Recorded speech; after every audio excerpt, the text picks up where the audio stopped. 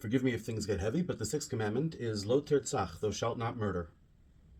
Seems easy, right? Tell that to all the people online literally fantasizing about having the opportunity to murder some bad guy or other. Literally, they have a moral compunction. It's tied to their sense of morality. Whether the bad guy is Russian soldiers or Israelis, I'm not going to... The reason why I have no problem making the comparison there is because I'm not talking about the actual things. I'm talking about all the people who neither know Hebrew, nor Arabic, nor Ukrainian, nor Russian. They don't even know any of the letters of those alphabet. And yet, tied to their belief that they need to be involved in the world at large, they fantasize about murder. Lo tertzach. Yeah, there are exceptions. Haba lahargecha, hashkem lahargo. I wasn't alive at the time, but Rabbi Yoshe Ber Soloveitchik, the Rosh Yeshiva of Yeshiva University, was not a fan of the war in 1956, Israel's war in 1956. It's way before my time, and bigger things happened since then, so I don't know much about it. Even though I teach Jewish and Israeli history, I know the basics. I know more or less what Wikipedia knows, and plus obviously some opinion stuff from various angles. But no, I never really imagined myself having been there, and I can't speak to it. But the war of 1967 was recognized as clearly preemptive, otherwise they will wipe you out. Habola hargecha, someone comes to kill you, hashkem lahargo. Wake up and kill him first. According to the Bible, if someone tries to rob from you, without showing any deadly force, just with their fists, if somebody tries to rob you, then you are not allowed to kill them. You bring them to court.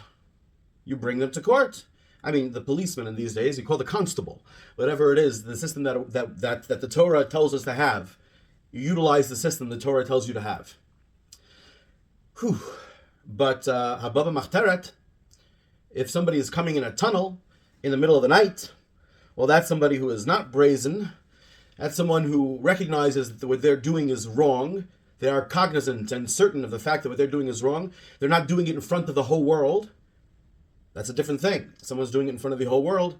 Well, you bring them to court. But if they're coming in a tunnel, then it says, Ein lo damim. He has no blood. The guy doing it has no blood. You don't have to worry about spilling his blood. Ein lo damim. He has no blood.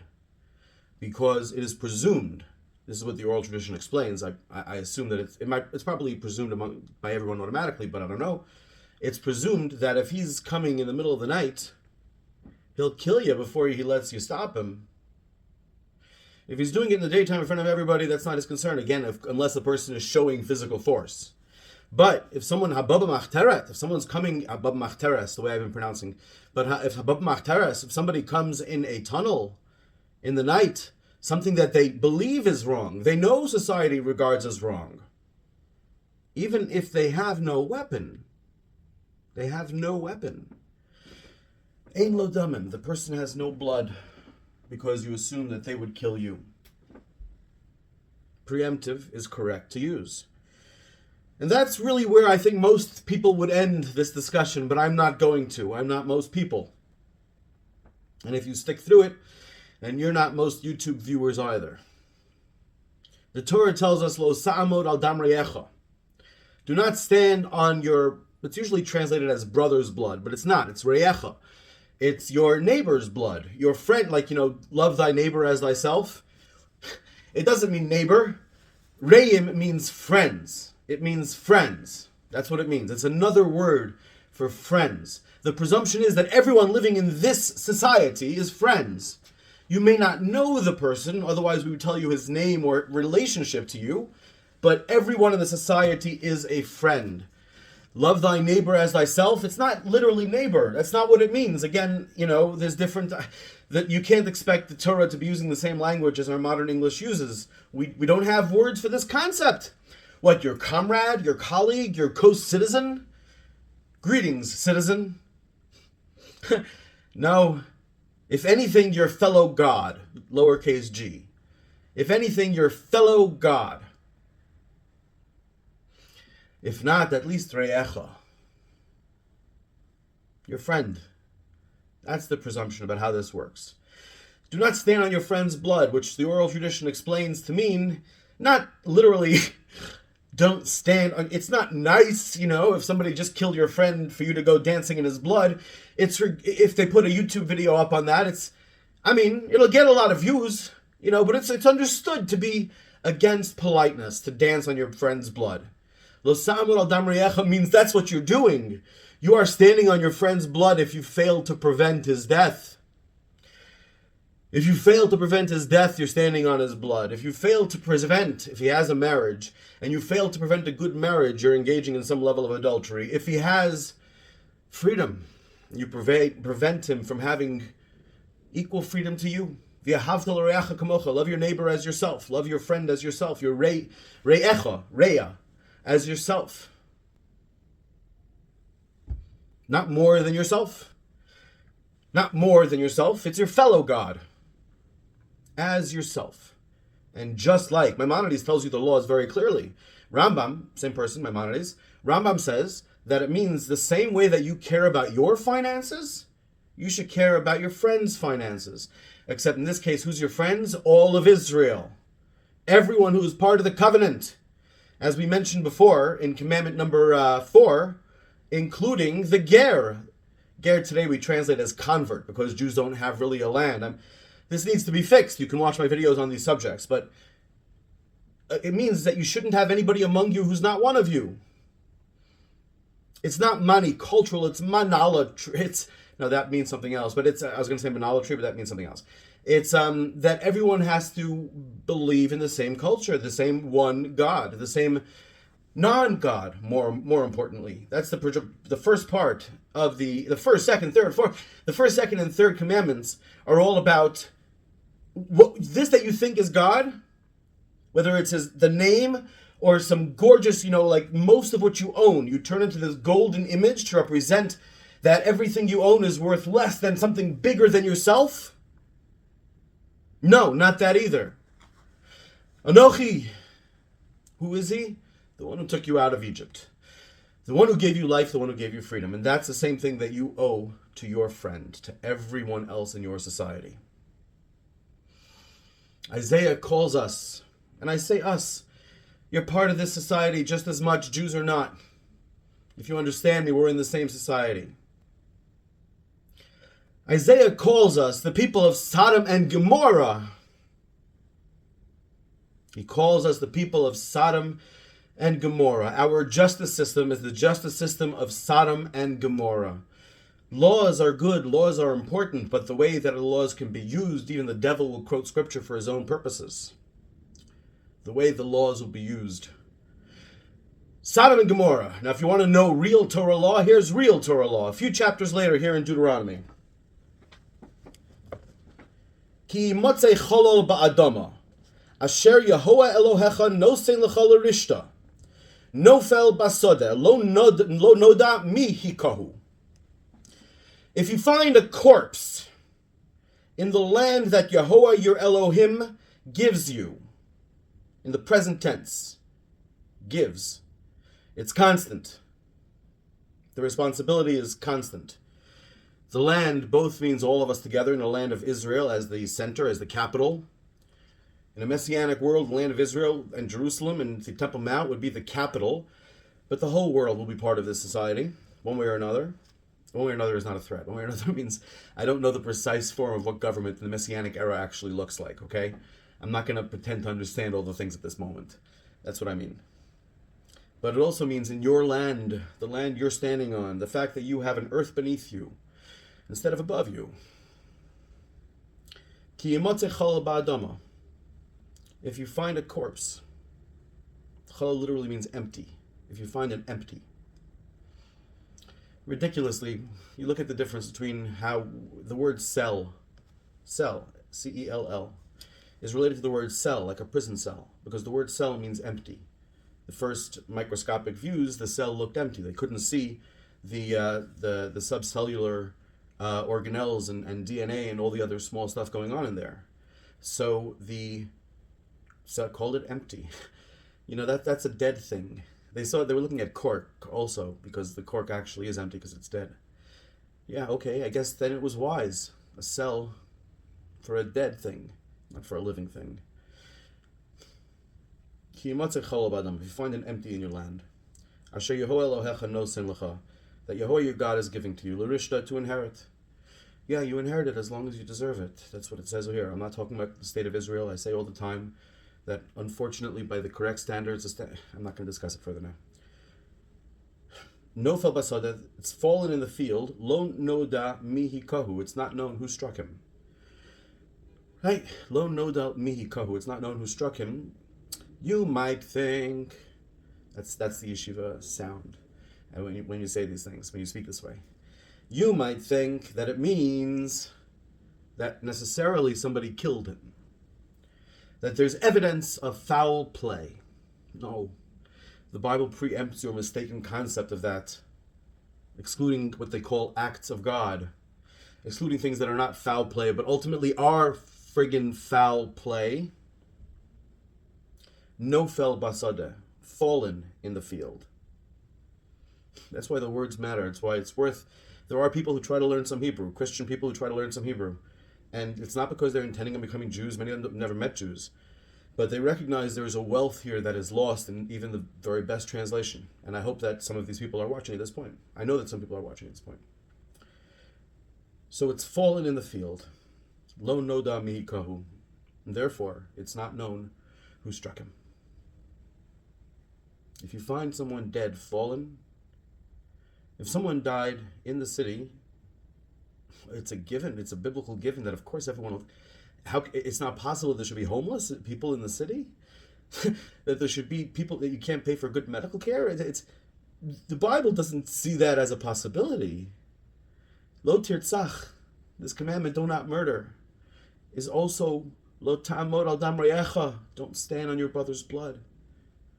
It's the same thing if you let it happen in a city. The Bible isn't, not just in a, of course not, but even if it's out in the field, I realize I'm going overboard. Now I'm just reading this passage. This is it, just this one passage. Ki yimotzei chol ba'adama, if you find a hollow in the land, asher Yehovah Elohecha nosen lach, that Yehovah your Elohim is giving to you, l'rishta, to inherit. Nofel basada, fallen in the field, lo noda mihi kahu, it's not known who struck him. V'yotzu ziknecha, and your elders shall go out. V'shoftecha, and your judges. In other words, it's understood they have some kind of society.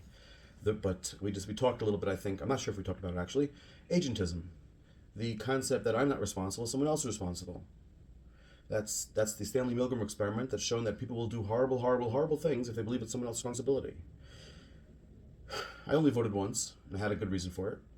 Otherwise, I don't vote.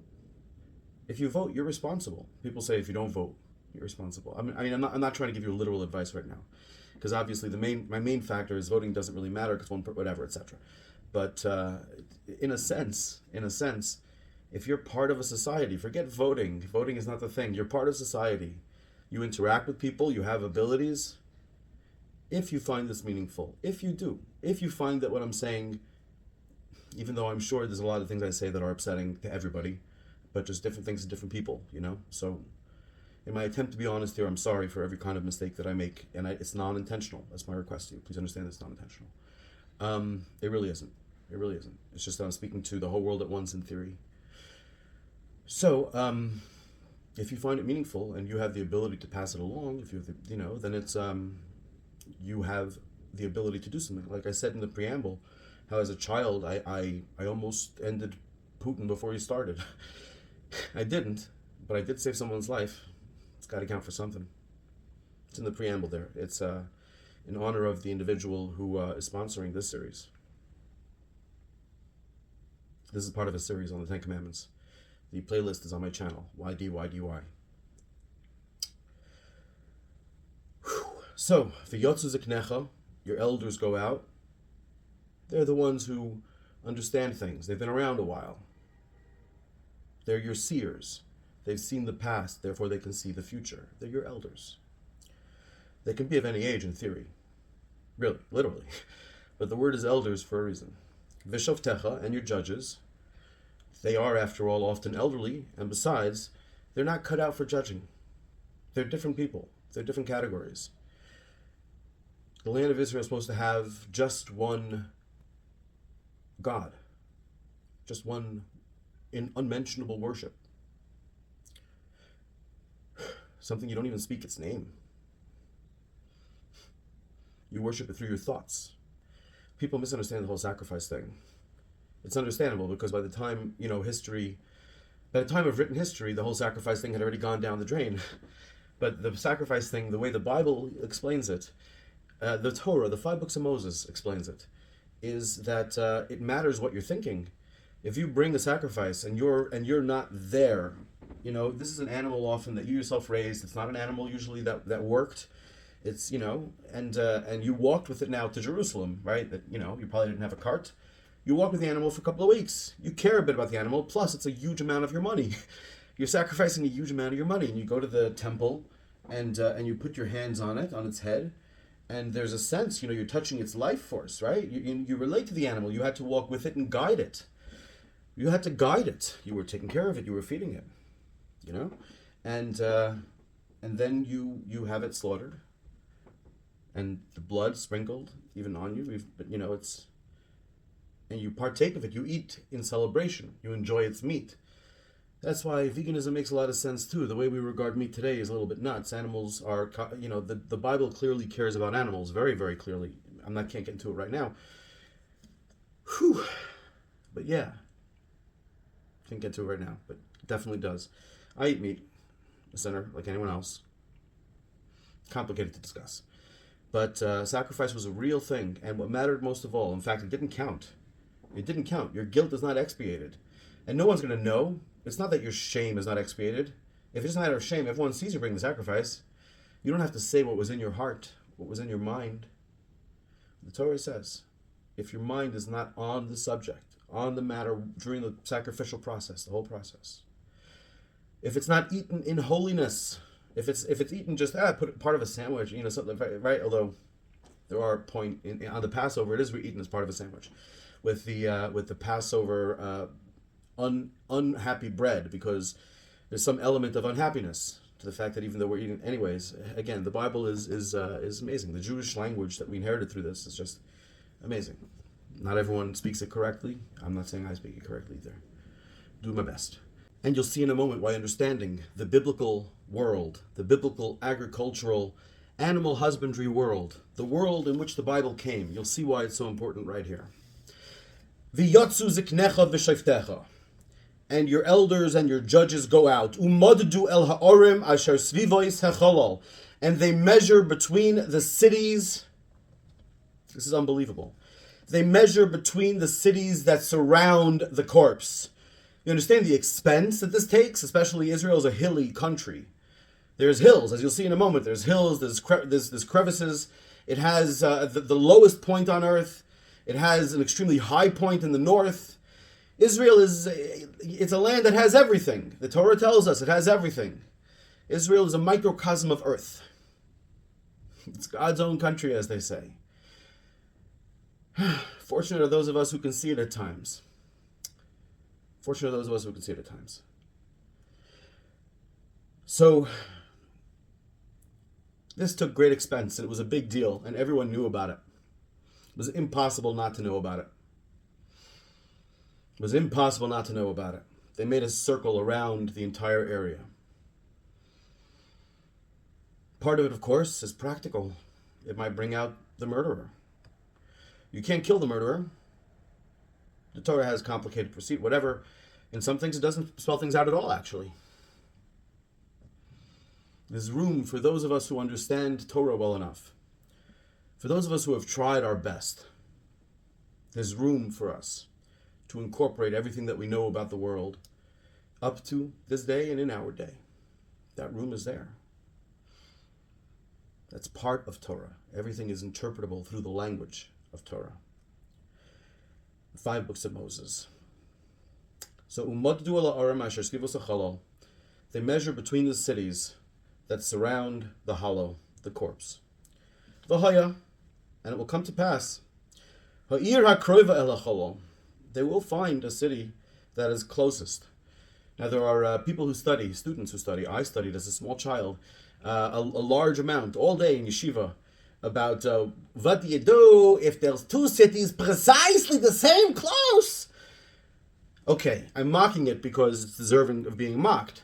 But when done correctly by the correct people, it's not mock-worthy.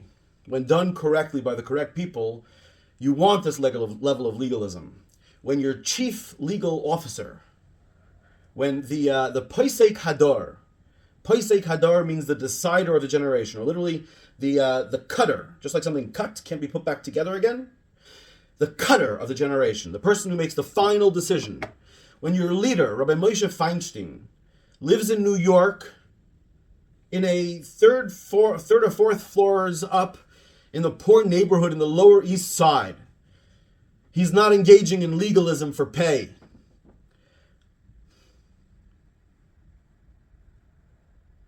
I myself sort of, and by the way, I know that's true because, okay, that would be self-indulgent to tell the story. It's an interesting, sort of semi-beautiful miracle story with meeting a member of Rabbi Moshe's family, but he died when I was young. But I myself was in Rabbi Elyashiv's house. Rabbi Elyashiv was 2 Poisek Hadaras later.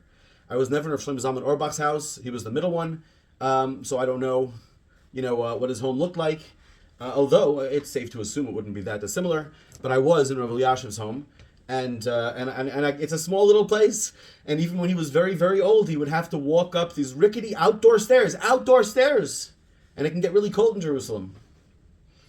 And they dress all in black, covered head to toe, right? It can get pretty hot in Jerusalem too. It's a land that has everything. So when your head lawyer, the judge, the person who is doing this kvetching is Rav Elyashiv or Rav Moshe, all right, it might be a point to it. But that's what they do. We studied for ages all the possible permutations. What if there's 2 what if there's 3 cities? How do you define a city? I mean, literally multiple volumes could and have been written on the subject. I assume they have. I haven't read multiple volumes. I assume they have, because why not? They could be. Why wouldn't someone, So, yeah. Back to the source. And again, there's a point to that. But don't lose this. There's a reason they read it in shul. They read it in the synagogue all the time. There's a reason they read this. Shnaya mikra ve'echad targum. Twice in Hebrew and just once with translation. The translation will probably include at least some element of Rashi, Unklos, various commentators, and all the stuff in yeshiva. Shnaya mikra. Twice the Hebrew. And it will come to pass, the city that is found to be closest to the corpse. And the elders, because you understand, still agentism, right? If you're holding someone else to be an agent. After all, the elders are the prophets, essentially. Or whatever, what you might call a prophet. If you're not stuck on prophets being certain people, especially certain people who are already dead, and therefore you can imagine them as more magical than they probably were. So, for people who don't have that problem, visionaries, whatever, there's a Canaan. They're the ones who have ultimate responsibility. They're the ones who set the tone. They're the Führers, if you want, in Yiddish. The ones who fear Tish in Yiddish, or the Führer in Germany. They're the ones who make the decision. In America, we've perfected it. In the West, in total, we've perfected it. The Canaan are hidden. No wonder people come up with nonsense theories about the Elders of Zion, or the Illuminati, or the Freemasons, or any other nonsense, because everybody notices the obvious fact that the people actually running the show, they're not answering for themselves, they're not explaining themselves, they're not on TV. And that's why they even prefer, jokes. They even prefer jokes. I'm not going to mention names because one of the jokes is running against a different joke, and therefore everyone cares about. They don't want me to call either in America. The 2 main people running, one from each party right now at this time, if either of them live long enough, they're both total and complete jokes. But people really believe that one of them is much worse than the other. I'm not going to get into that right now. But ultimately, these 2 people are flags, is what they are. They represent huge bodies of support. And people believe that the other body of support is a major, major problem. There they have a point. If the country's divided in some sense, more or less 50-50, there's a big culture war going on. What is our politics except our expression of our culture war? But matter of fact, it doesn't really affect and it doesn't, obviously they're both jokes, But they're all jokes, and some of them have been pretty bad jokes. That Hitler guy, that Führer guy, he was a bad joke. That's what Zakanim are. People who are not the jokes. You know who they are. There's Canaan. They're the elderly. Everyone knows. They went in with Moses Everyone saw. The Bible says, the 5 books of Moses says, it introduces the concept of the elders. It says the elders, the whole people saw that the elders speak with Mosaic authority. Moses said, I can't handle the authority of this myself. And God said, I will place of your spirit upon them and everyone will see it. They're not supposed to be hidden in the way that they are. Did you see the movie, The Social Network, about the creation of Facebook? In the movie, there's a guy, Sean Parker. He's more or less considered the co-creator of the business. The whole thing wouldn't have happened without him. In the movie, he is sued by a couple of people who have tenuous claims. The movie tries to give you the impression that Mark Zuckerberg was a bit of a son of a bitch, so who really cares what happened to him? Because he was a son of a bitch to these guys too, these various people who sued him. But the movie also makes pretty clear that they really had nothing to do with it ultimately. The movie actually makes very clear that really they get no credit for the success. The success is credited to Sean Parker, who for all I knew also sued, I have no idea what, but he's not mentioned, I don't think, as having sued Zuckerberg in the movie. And Sean Parker, the last public thing he said is that the new wealth is called privacy. Sean Parker, the good guy, the lovable guy of the social network. I'm sure you can find things he said since then. Now he has a publicist. He actually wrote it on Facebook. Last thing he said. I think he was actually mentioned in an article also. And I therefore take this as a paraphrase rather than as a quote, but look for it, please. The new wealth is privacy. Where's your privacy, buddy? Where's your freedom? Yeah, not the biblical way. V'lakhu ziknei ha'ir eglas bakar, and the elders of the city take a calf, a young female calf. People cared for their cows, right? A cow might eventually turn into meat, but the males you can spare. You can turn those into meat pretty young if you want. But the cows, they give you milk. People really love their cows. That's why in India today, cows are worshipped. I've read some of the scriptures. I've actually spoken to people who literally worship cows. Again, when I speak with some level of understanding. I don't want to give myself a title or credit. I don't dig that because I don't want to be misunderstood as I want to be taken seriously because you agree with what I'm saying. Because you at least believe that I think what I'm saying is true. And to tell you that I have to tell you a few stories, and this one is that I went out to the middle of Pennsylvania and series of events and whatever, and I went down to a cow sanctuary, a fellow who was a professor. I believe in NYU in geothermal something. An Indian guy. And what he does with his money, now that he's retired, he bought this place out in Pennsylvania and he rescues cows that are going to be slaughtered. He was a professor in New York. He does not lack knowledge about the ways of the West. He does not lack knowledge about the ways of the West. He worships cows. I mean, I was there. He risks his life with this business. I'm not going to say further things that you might find, too odd or offensive or whatever, but that would only be because your culture is different than his. His worship of cows makes at least as much sense as the things that we all claim to worship. Cows give you milk. People cared for their female cows. And I believe this is female, if I understand it correctly. Eglas, bakar, sounds to me like female. Asher lo ubad ba. That work was never done with her. Ba. Asher lo ubad ba. She was never worked. Work was never done with her. Asher lo mashcha ba'ol. She who has never had a yoke. That's important. You understand the way it worked in those days, and if we're to understand the Bible correctly, I'm sorry, we got to understand what the world was like.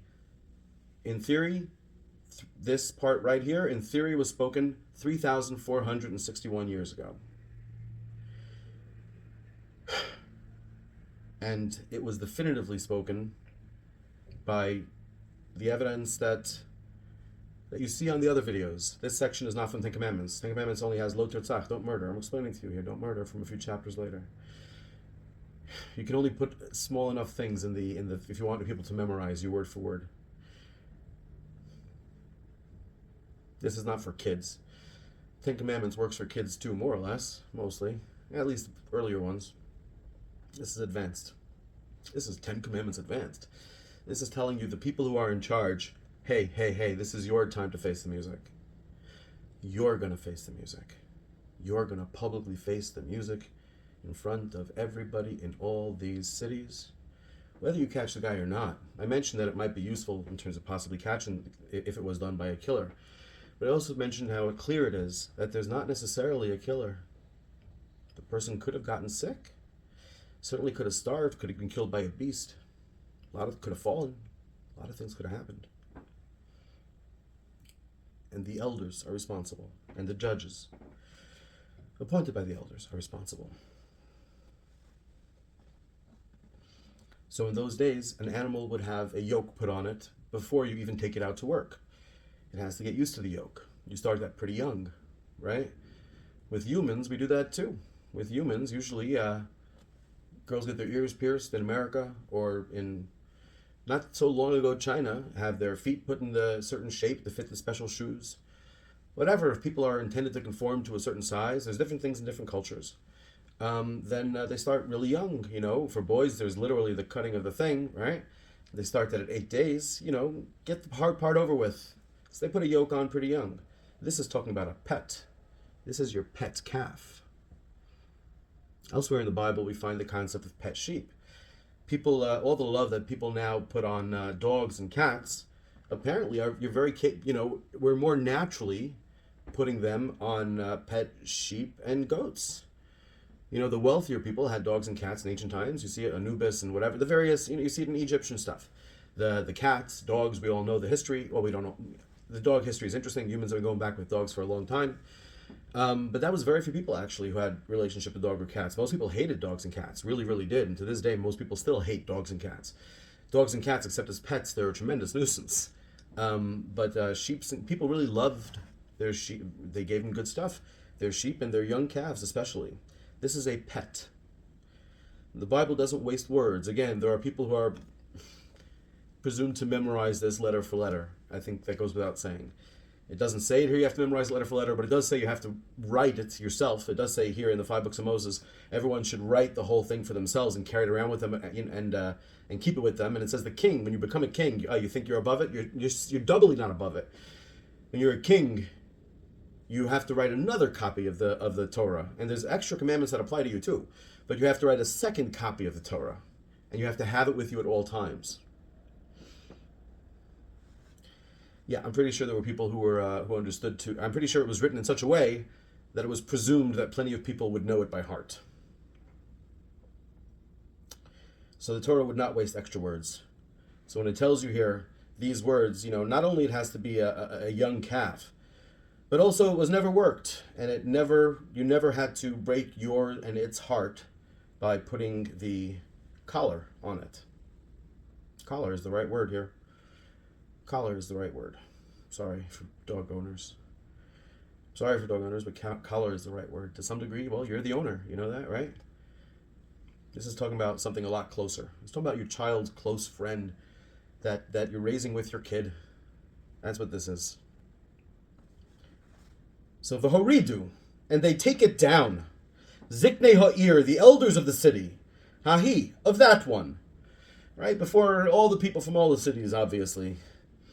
Escha egola, this calf, el nachal eson, to a permanent ravine. Not something that's washed away by the flood, and that a flood's going to come through and wash it away again in the future. Not something in a flood valley. Don't worry how close it is to your city. Don't worry how it measures between your city and the other ones. I want a nachal eson. I want a permanent valley. I want a steadfast valley, a valley that will last. A valley that either has a name or now will have a name. Your name. Everyone will remember this. Take it down, al nachal eson, asher lo ye'oved bo, that was never worked. Velo yizare, and was never seated. A place people go to hike. A place people go to wander, to enjoy their thoughts. place that will forever now be known by your name. V'orfu sham es ha'egel b'nachal. And neck it there in the valley. Neck it. This is the part of the neck they're referring to. That's what Arif means. Literally right there. The backbone. With an axe. That's the understanding in Jewish law about what it means there.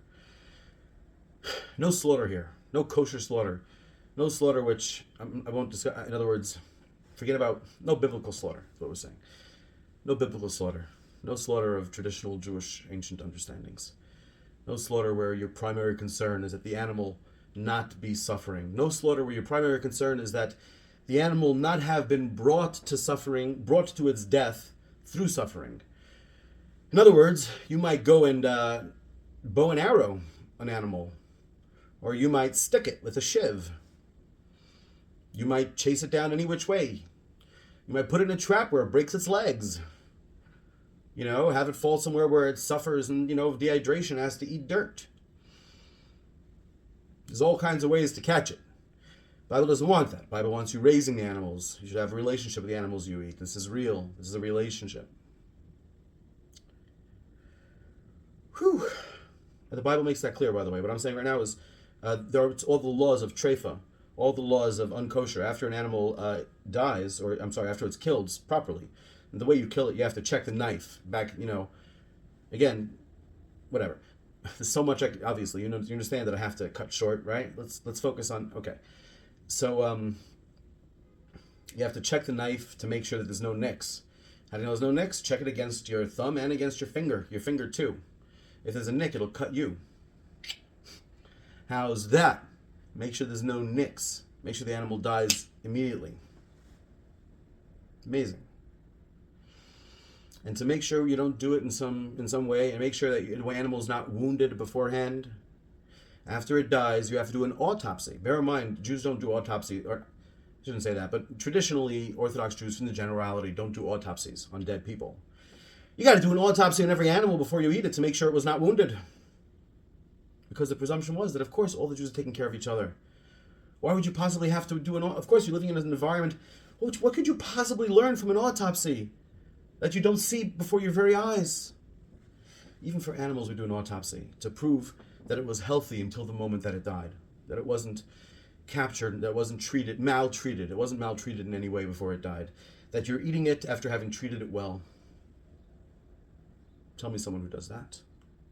Anyone who does that. There probably are some people, and do tell me if you know of them.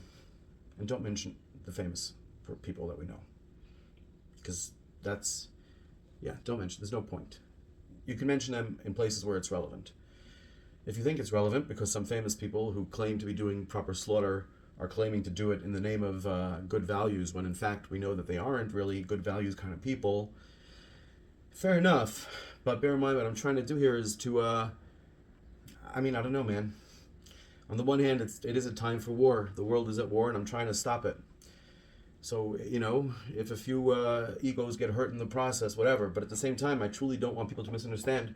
I really think that what I propose is good for everybody, that nobody's left out, unless there are people who are true absolute goners, sociopaths, psychopaths that are really goners. I don't know if that exists. And I've encountered them. People who have told me, in the very real sense, in the definitive, undeniable sense. And it's been proven to me in at least one such sense so nonetheless, I'm not certain that they exist at the end of the day. But yeah, through self-defense, we do have to engage in some level of war. So if you need to mention Mark Zuckerberg, who decided to take up slaughter for his humanitarian reasons, even though he is, of course, well, he's, I don't have to say, whatever. He owns you, like he said he would. All right, here's the thing. I know by saying that I'm decreasing the number of views on this. How messed up is that? That's what he means, he owns you. That's what it means. If you want other people to see it, it's only going to be seen if you want it to, if you make it happen. You're going to have to step up. It's the only way it'll happen. Sorry. You don't have to. Don't do it for me. Don't do it out of pity. My conscience is clean. I promise you, as clean as someone's could be. As a human, my conscience is clean. It's not clean enough for an angel of God. But compared to other people, I feel I will stand beside them, before the world, happily. Whew. Yeah, so I'm calling for a little bit. I am. If you think people should know about this, it ain't happening through Mark Zuckerberg. So you take a hatchet, you take an axe. The elders don't do slaughter. The elders aren't touching blood. The elders are they're not. That's not a choice role. The elders take it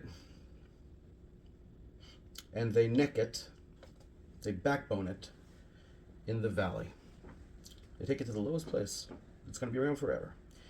V'nigshu hakohanim b'nei Levi kivam bachar Yehovah Elohecha l'sharso ulevarech b'shem Yehovah ve'al pihem yeh kol riv v'chol nega v'chol ziknei ha'ir hahi hakrovim el hachalol yirchatzu es yedehem al ha'egala ha'arufa v'nachal v'anu v'amru yadenu lo shavcha es adam hazeh ve'einenu lo ra'u kaper la'amcha Yisrael asher pidisa Yehovah V'al titein dam naki b'kerev amcha Yisrael, v'nikaper lahem hadam, v'ata tevaer hadam hanaki mekirbacha, ki sa'aseh hayashar be'enei Yehovah.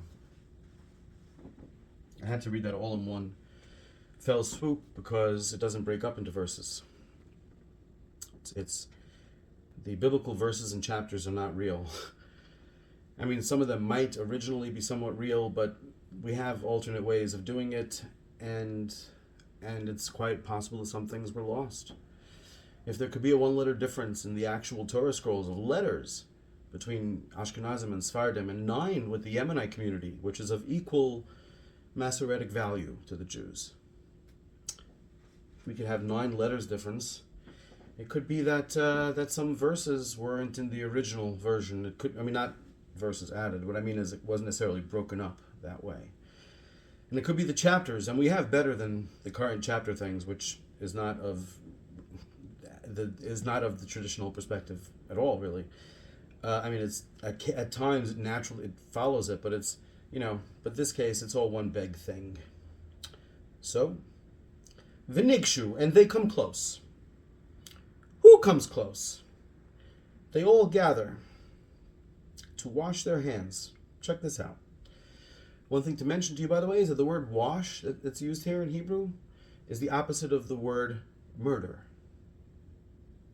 It's the same three letters, turn around. Rechitza, retzicha. Retzach, rachatz. I'm not saying they both came from the same place, but I am saying that the Bible intends for it to be understood, almost certainly intends for it to be understood that way. That when you're washing your hands, you're saying, are my hands clean? When you wash your hands before your meal, as you're supposed to do as a Jew, you're actually saying, well, I'm about to give myself sustenance.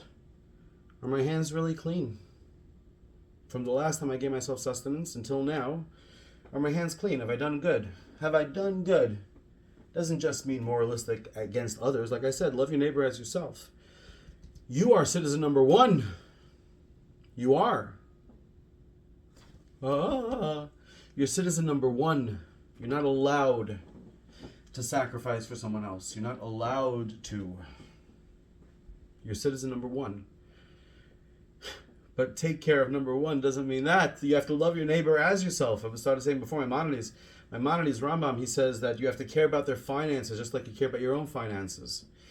And you have to care about their honor just like you care about your own honor. Even though Maimonides doesn't think that honor is a great thing, Maimonides does think that certain kinds of honor is important and also good.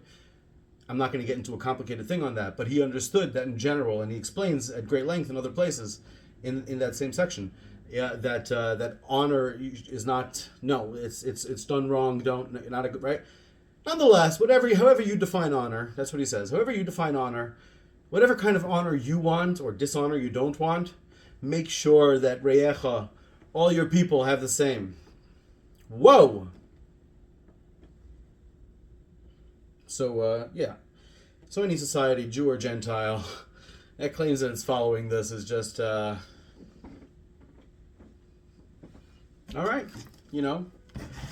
ask ask the book or the one who you believe gave the book, if you're following it. If you're following it and very much purposefully, you claim that you are. So, whatever your thoughts are, they probably hold at least the book, possibly the originator of the book, pretty highly. Stand before it and ask, am I doing this? Am I doing my part? Can I wash my hands? So, V'nikshu HaKoyanim b'nei Levi. So the priests, the sons of Levi, Kivom bachar Yehovah, because in them Yehovah chose, Elohecha, your God. In other words, your relationship kind of with Yehovah. Yeah, not bad. If we're going to talk about God, that's as close as we're going to get. L'sharso, to serve Him. Ulevorech, and to bless b'shem Yehovah, in the name of Yehovah. Va'al pihem, and on their mouth yiheh kol riv v'chol noga, is dealt with every argument and every wound. It sounds like all of them. In those days it was the Cohens.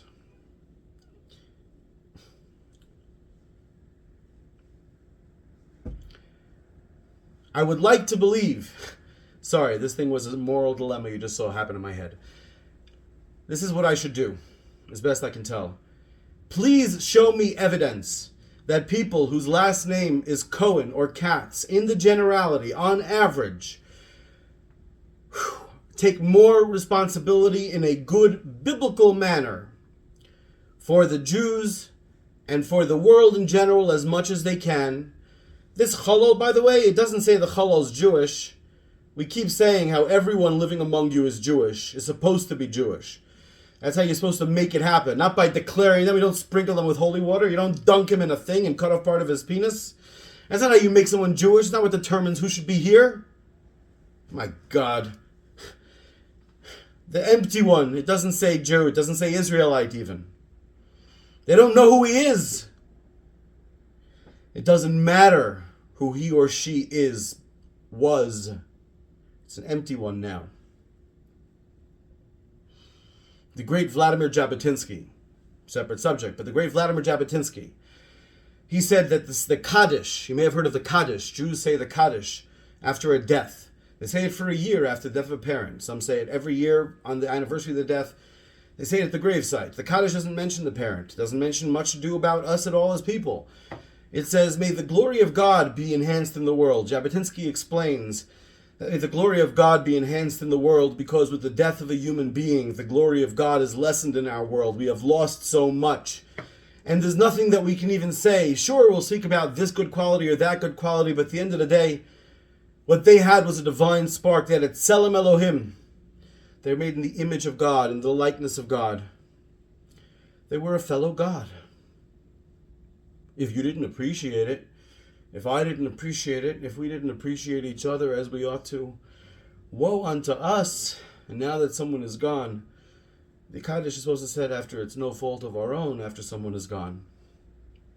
Now that it's all gone, you just call on this thing. It has no name. Shemei Rabbah. Its great name. That's what it's called. It's great name. We're not even going to say the 4-letter name of God. We don't feel ourselves worthy of even saying Shemei Rabbah, the great name. May it be great and may it be enhanced. May it be known throughout the world. May it bring peace. Because something is missing. Maybe peace, again, is the word shalem, shlemus. We've mentioned it a few times. God, loving God is loving emes v'shalom, the truth and the peace. And it's not peace, it's shalem. And it's not truth, it's emes. They have broader biblical concepts, Jewish concepts, ancient Semitic concepts, Torah concepts, godly concepts, human concepts. The whole thing is communicated in our language so that we understand it. So however you think the prophecy felt to Moses, whatever you think it was like, however you think these words got written, at the end of the day, it was written in language we can understand. They were written in language we can understand. I don't mean even necessarily you have to understand Hebrew. There are parts of the Bible clearly translated from Aramaic. Manhu, Yagar Sahadusa, it even appears. There's obviously people here who are not Hebrew speakers. Pharaoh probably didn't speak Hebrew. There are people who are not Hebrew speakers, translated. I'm saying your translation, don't worry about it too much. Worry about it if you care about it enough that it really matters to you. Yeah, you can do it right. We have better. But there's what to be said for the translations too, of course. Don't think that I'm underselling those. But the death of a person, it's on all of us. All of us. My mistake at one point, again, you should watch the preamble. My mistake was thinking that it was all on me. No, Rav Noach Weinberg, who I mentioned in the preamble, he kept saying, I need 10 men. He was right. He couldn't do it alone. That's all related to amazing things in the Bible that I would love to tell you, but people won't watch it if it's too long. I can't do it alone. It's on us. It's on us. Don't do it if you don't want to. And don't suffer for it. I'm anti-sacrifice. I promise you I am not purposefully suffering for anything that I do. I promise you I am not doing anything with the presumption of divine reward. If things work the way they're supposed to, then there will be divine reward. But a lot of it's depending upon you. It's not all on me. Whether there's divine reward for me or for you. Whether the thing works out, again, magically. Magically doesn't mean a magician's trick. It means in a way that we can't describe with words. It means in a way that all we can do is say, it's a great name. All we can do is say, right, maybe future physicists will worry about it and try to figure out how it happened. Maimonides would say that miracles, they were built into creation. There were a few people. Now, he wasn't the only one. There were other people, great rabbis. They said that creation, nature, has the whole thing built in. If you act properly, if things are run properly, this is how things roll. The sea will split. You don't get it? So you don't get it. That's why it says, and God did whatever, Moses, whatever. That's why it had to be shown a certain way, There's a magic that we don't have words for. That's Rav Noach's belief. 10 men. That was Abraham's belief, as Rav Noach understood it. Abraham's belief. Sodom and Gomorrah should be saved if there are 10 men. Because if there are 10 men, they will save it all. They will save it all. They're not beyond hope. Abraham loved people. Bear in mind, he went to war too. Reality is complicated. Lo tirtzach, do not murder. There are times to kill. Abraham loved people. And the thought of the people of Sodom and Gomorrah, these people the exact opposite of him. These people who, when strangers come to visit them, they want them raped. Now, do you think that's really what happened? I'm not 100% certain that that's precisely literal. It seems, again, a similar story appears elsewhere, whatever, but this is even odder. They both might not necessarily be in the. It's speaking as Isaiah speaks. When Isaiah says, "Ye," and I include me within this, us within this society, we are members of Sodom and Gomorrah, and perhaps if there were 10 of us, we will be saved.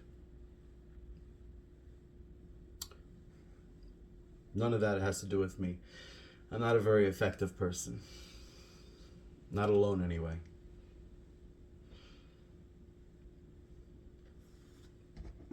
So my wonder is whether Cohens today seem to be the kind of people, on average, who take more responsibility for people. The one Cohen I have here on the desk, who I mentioned before, who really literally discussing him, ended up, I mentioned very briefly in the preamble, discussing him 2 weeks ago might have saved my life, literally might have just saved my life. Literally. So, he was a Cohen, proud of it. In fact, this person who he is known as the lover of life. Fewer people know his name than know him as the lover of life. His literal name was Rabbi Yisrael Meir Kogan. That was his name. Kogan being the way that the word Cohen was spelled in different languages. Like in Spanish, J is Cha, so Joseph, or, be Joseph, right? Even though it's originally was written to intend Ya, actually. It wasn't intended to be Joseph. It was written Yosef, right?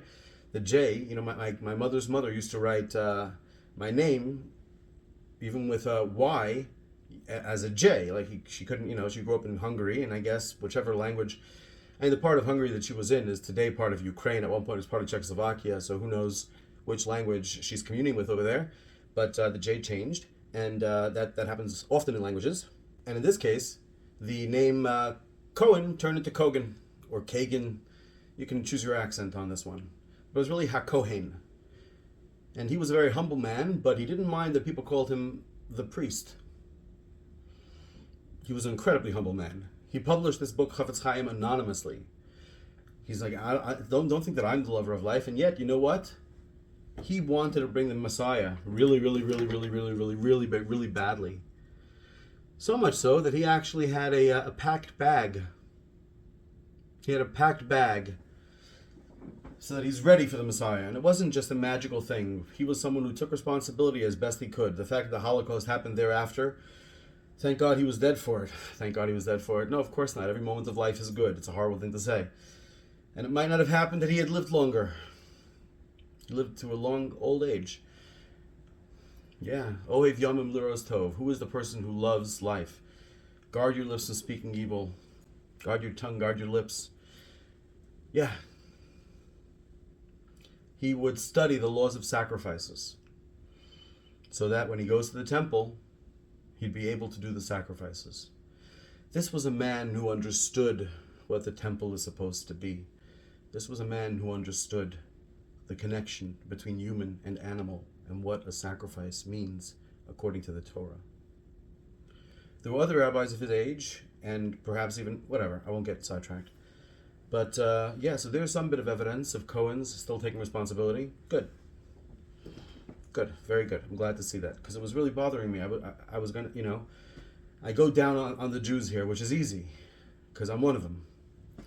As far as I know, I'm not a priest. I descend in part from some priests. Everybody descends from everybody in this day, But I'm not one of them, so I wasn't sure. Do I have the right to speak?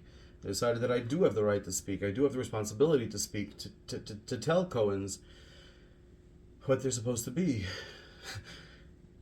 who they're expected to be. So the Torah says, and the Cohens. Now, the Torah recognizes that by the time you read this, the Cohens might not be recognizable anymore as these special folk. So the Torah says, HaKohanim, the priests, B'nai Levi. That's who I'm talking about, because God chose them specially. God chose the Jews. God chose them super special. I take the Jews thing pretty seriously, as you can tell.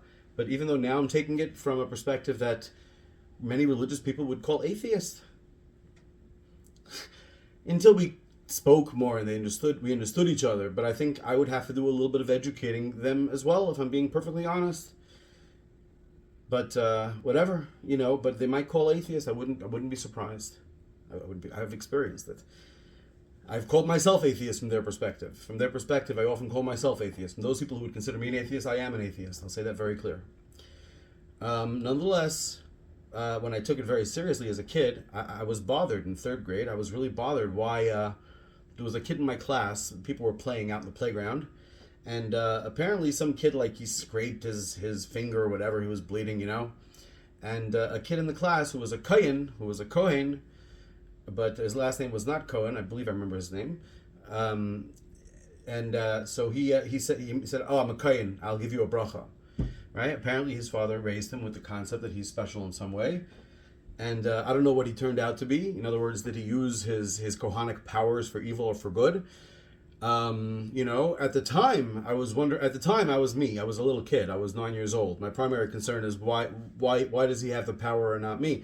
But I felt it personally, right? I was talking to God about this as stupidly as a 9-year-old can. Well, I might actually have a 10-year-old watching this. If you watched the previous video, you'll know that. Except for you, little guy. I'm sorry. I don't mean to patronize. You can look that up. Patronize means, I guess, to treat someone like a father, paternal. I mean, I am in this way paternal, so accept it, all right? I'm just kidding with you. Anyway, I was a stupid 9-year-old. So I was, why does he have this? Why don't I have this? I want to help people, right? But there was also an element of, hey, he got some acclaim. He got some public acclaim. I wanted public acclaim too. There is public acclaim you're supposed to want. Maimonides is clearly on this with his life, with how he lived through his life, taking public acclaim from other people for himself. He does not deny and does not hide and publishes his letters with the names of the people that he's going against, people usually much more popular than him. Maimonides only became the Maimonides after his death. It was in his son's lifetime. His son, who took over for him in Cairo. His son was 18 when he died, and his son was made immediately the head of the Jews of Cairo. And it was in his son's lifetime that world Jewry recognized who Maimonides was. In his lifetime, he was usually taking on people far away who were more, the people locally too, but the people locally much more sensitively to the ability that he could. You do what you can. To the ability that you can speak what you try first that way. Of course, he's clear on that 100%, and I don't believe that he would publish his own rules and publicly violate them. Right? And when he did, he knew what he was doing. If you would ask him, how can you live in Egypt? He would have your answer. He would have your answer. Yeah. Acclaim is not a bad thing. And childish impulses usually are good. We believe they're supposed to be broken. Chanoich l'na'ar al pi darkoi. Raise your child according to his path, and then he'll never leave it. Show your child how what he or she wants, really wants, and you can give him. Not through toys or whatever. You have to have that Weltanschauung yourself to be able to transmit it. You have to be able to create a world of neighbors and of people, and now the whole world. There's no way out, brothers and sisters. Everyone's got the internet, brothers and sisters, and everyone can bomb the hell out of everyone else too. There's no way out. We're all brothers and sisters, whether we friggin' like it or not. That's it. You got to take responsibility for the world, otherwise the world will get you, as I found in my life, which is why I'm here doing this now. There are other reasons too, more moralistic, and especially because I don't expect it to work. I don't expect this to work unless magic kicks in. You're the magic, my friends, my brothers, my sisters. Yeah, so he's saying, you Cohens, the sons of Levi, in other words, everyone knows who you are. You're not even allowed to have your own special place in the land. You have to live around all the people or be in the temple. You're not allowed to have your own set property. You got to be around everyone else. You guys. And then the Torah explains, Kivam bachar Yehovah Elohecha, because it's in them that the Lord chose. So, for those of you who are not Jewish, and I suspect most of you watching this probably aren't Jewish, even though I speak the Jew stuff very often, and I'm much more sensitive to the Jews than I am necessarily to non-Jews, and I'm very sorry about that. I have to do it. You have to understand, because I'm one of them, they're more sensitive to things. As you would understand if one of yours spoke to the world and included talking about your group. Right? So it's fair. I think I'm being fair overall in every which way that I can think of. I'm sure I'm messing up, but I'm doing my best. So, yeah, here it is. Here's what the Torah says. The Torah says it pretty explicitly. He says they can't escape. You might wonder, why the hell them? Why are you bringing them out here? Right? They don't live there. They don't live in this area. They actually have to live with the murderers. Did you know that? I mean, actual murderers get killed. If you have witnesses, etc., trust me, the process is not easy to kill somebody. It's not the horror of the world today. Just like the slavery I mentioned to you in the Torah earlier, in the earlier Ten Commandments, it's not the horror that you might think of as slavery. The king is not the horror of the king. The temple, the sacrifices, the Jews, the Cohens. But the Jews and the Cohens are actually people, so hey, be easy on us. All right? And like I said, the Cohens, they might be a little better than us on average. The non-Cohens are made for rulership. They are not.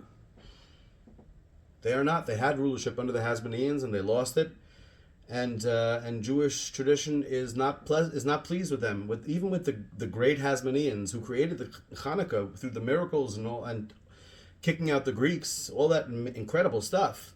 Whatever reason you might like the Maccabees for, the rabbis weren't even sure if they should celebrate Hanukkah.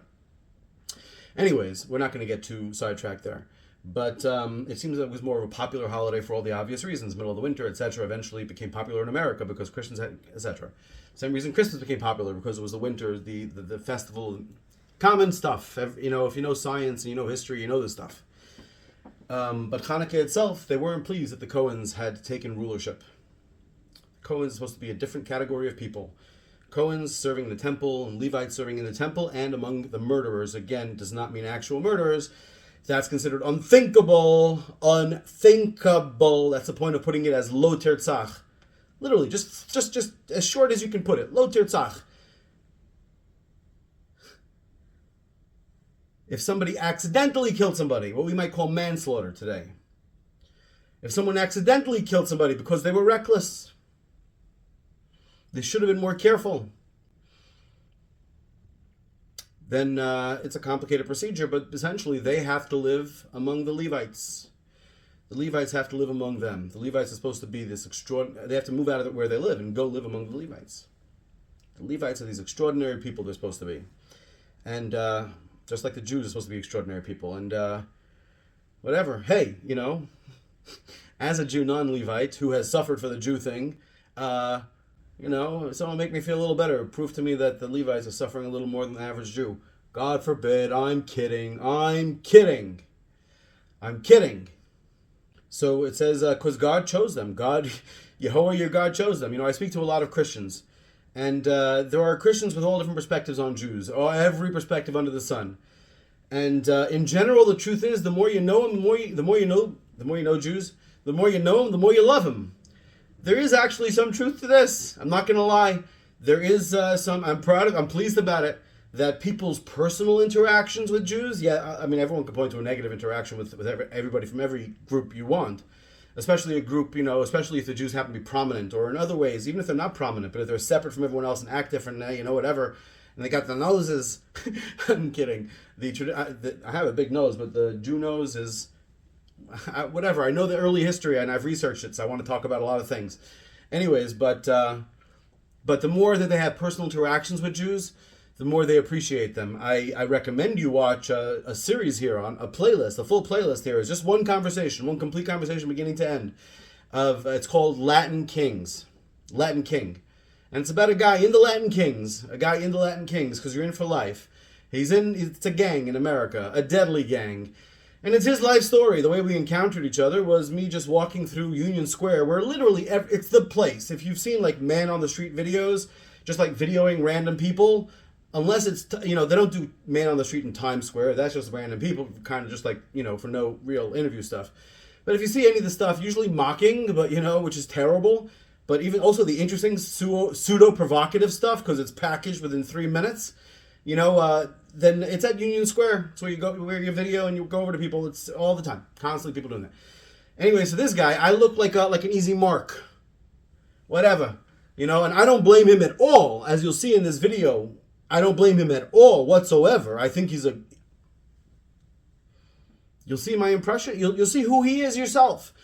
You can judge. He tells you his worst things. He tells you things that put on paper are the worst things you can imagine people doing. Doesn't keep anything back. Judge him yourself. And in there, he mentioned a Jewish guy, and from a distance, he's kind of jealous of the Jews. He kind of, you know, he has his, right, you know, and he can say nasty things if he wants to. I don't think he wanted to. In other words, you'll see, watch the conversation. I put it into 6 parts because it was too long. I should have put it all as one, but that's what it is. It's 6 parts. I apologize for the bad quality, but I promise you, if you're watching this, you will find that worthwhile. See what people are really like, and whether indeed I'm right that people are redeemable, salvageable, not redeemable, but that you want them, that you want him. You want him in our society. Not as he is today. No, you don't want him as he is today. Because no matter how good he wants to be, the way society is fucked up is that he has no choice but to engage in crimes. Really, really, really, really, really, I'm so sorry to say that. I'm mocking. I'm sorry. I shouldn't mock anybody who's watching at this point. I'm not mocking you. I'm not mocking you. But you understand that, like, most people would have a hard time hearing that. It's true. You want him here. And if we as a society have to lock him up to be safe, then we are Sodom and Gomorrah. We are raping the strangers. In Israel, there's no such thing as a stranger. I read it to you in the earlier commandments. No such thing as a stranger. Sodom and Gomorrah is a place where people are strangers. May as well be raping them. Putting someone in prison, it's a lot worse than raping. It's unbelievable. But it ain't two things. So you're saying this, or you're... Whew. So, these people, these Cohens, are supposed to be proper Cohens, because God chose them to serve him.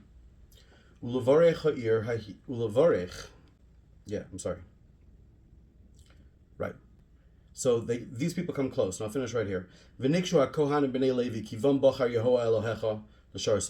they come close. The Kohanim. You might wonder why the Kohanim coming close. In other words, we mentioned that you have to the elders and the judges all have to be involved in measuring. The elders and the judges have to do all the measuring. They all have to publicly, all of them from all the surrounding cities. That's the whole friggin' point. All the surrounding cities have to get together and measure. Can't approximate this business. Let everybody know. Everybody know. I'm sure people have discussed the subject, which is now theory. The reason why it's stupid is because it's theory. I'm sure people have discussed. Does it mean every four directions? How do you define north, south, east, west? Precisely, what's the precise halacha, the precise psak? I kid you not, I would be disappointed if nobody actually ever discussed that. I'm certain that people have. I'm certain at least hundreds of people have. That detail of law. What makes it ridiculous is that there's something you can do to bring that world a little closer to us. There's something you can do to make a world where this makes any fucking sense. Where this makes any fucking sense. And I'm saying that very purposefully with the permission of Isaiah. With the permission of Isaiah chapter 58. Kro v'garoin al tachsoich. Hold nothing back. Our responsibility is a lot closer to us. In your heart and your mouth to do. And to try to figure out if it's 4 directions or 8 directions, how many cities you have to count. Or, presumably, is it 2,000 amas, a certain... No. They are wrong to focus how they are focusing. They are wrong, and while I would like to show them off, and I would like to show off how interesting there is. I like to share all kinds of interesting things. I know the insanity, but good insanity and bad, the whole thing. I know the kid and caboodle of this world better than anything else, and genuinely, this is the most interesting world that I know, and I've explored as far as you can. So, yeah. So I would like to tell you more about the details, but also I want to be taken seriously by them. So I do a little show-offy thing every once in a while. Why do I want to be taken seriously by them? Because it says so. Fuck them otherwise. You know, they're my friends and family, but I have friends and family who are not Jewish. Family more distant, but technically, yeah. Third cousins, the whole Holocaust thing, stayed in Hungary, you know.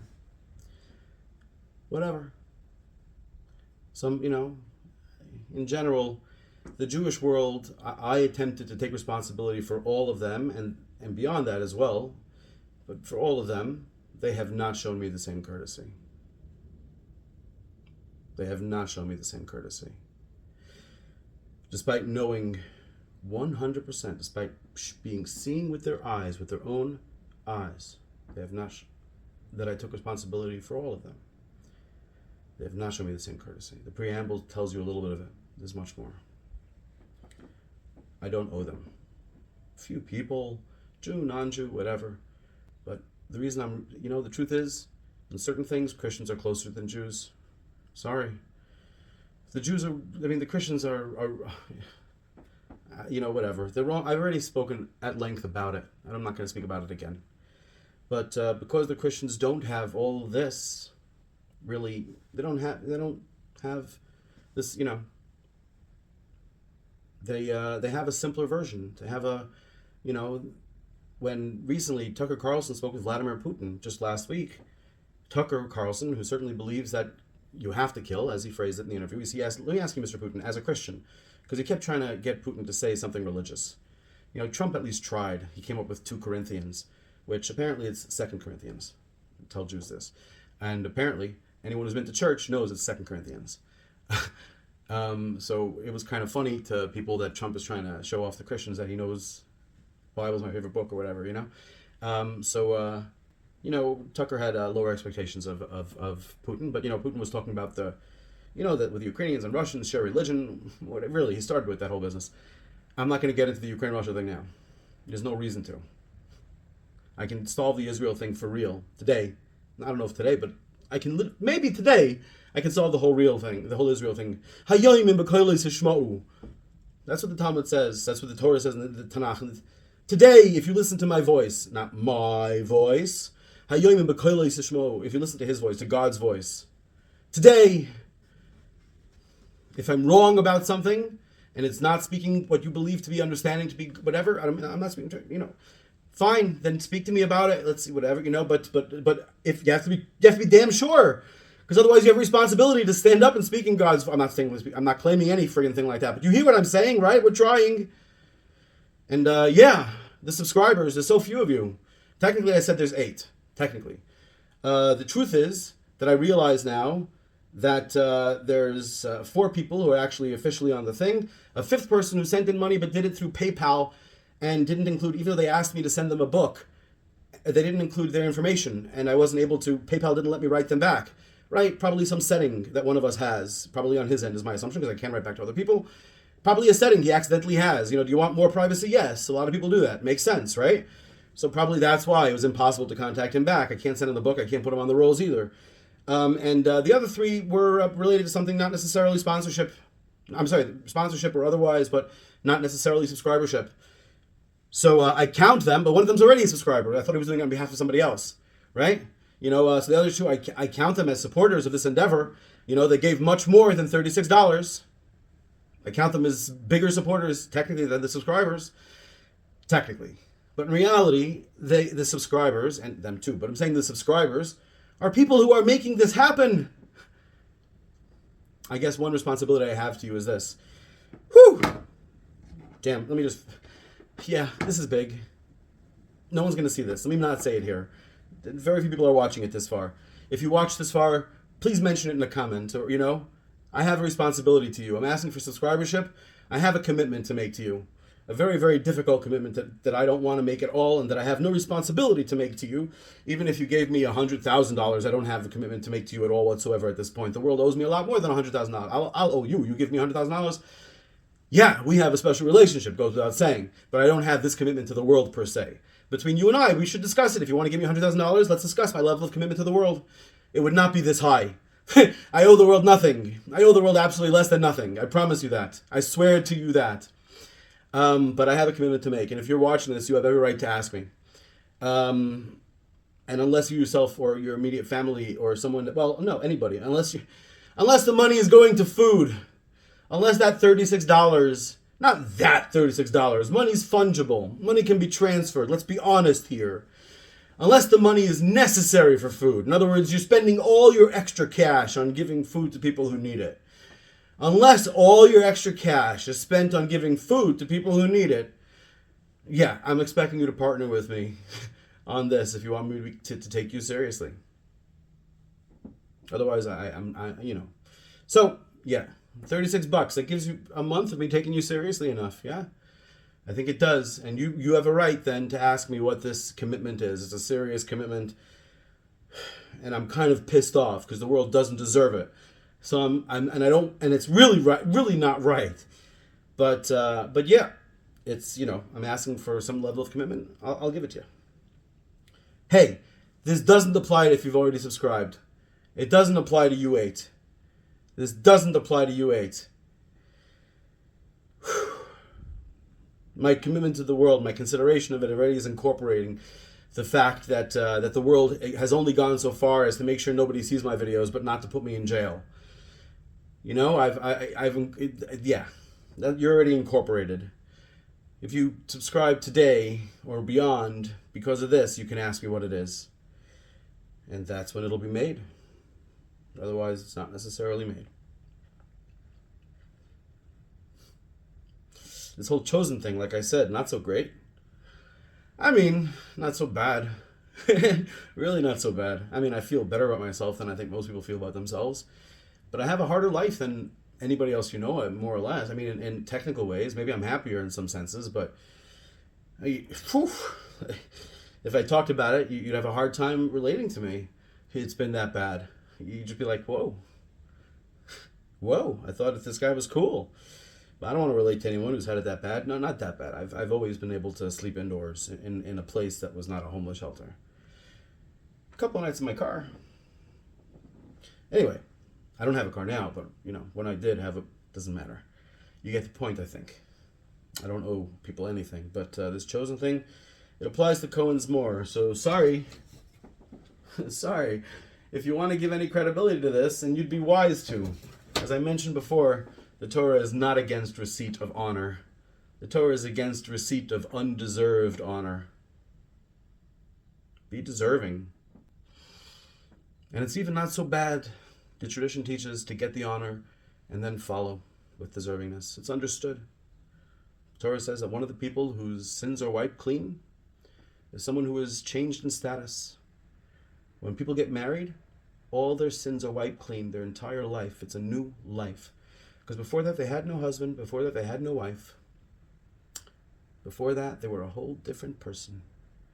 There's no right that we or God have to judge. I'm not saying we. I'm saying we in this sense, in the Torah law sense, the literal, actual law as it's written in great detail sense, but not in the sense that the world exists today. But we have no right, and God has no right to judge somebody after the day of their marriage, until things they've done wrong afterwards. Because you're a new person. Another day is when you're Ola Legdula, raised to prominence.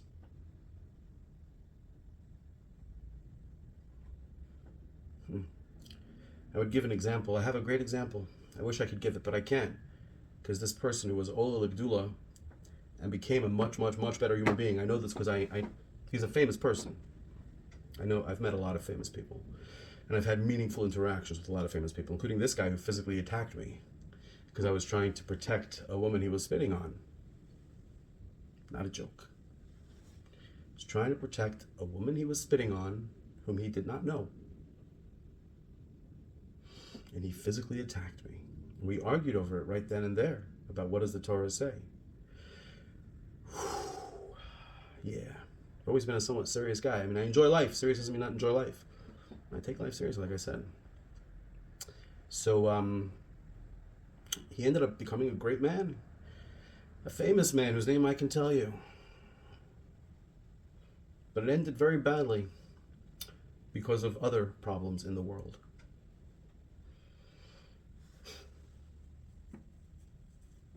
Yeah. That's why this commitment that I'm willing to make is of me being willing to be a leader for a certain period of time. That's the commitment. Willing to be a leader. I don't know the right word for leader. I hate the word leader. It's business oriented. Originally, the name of this channel, the YouTube under which is not helping my YouTube ratings. So if someone can help me with this, not just with this particular detail, I need someone totally to help me with the whole thing.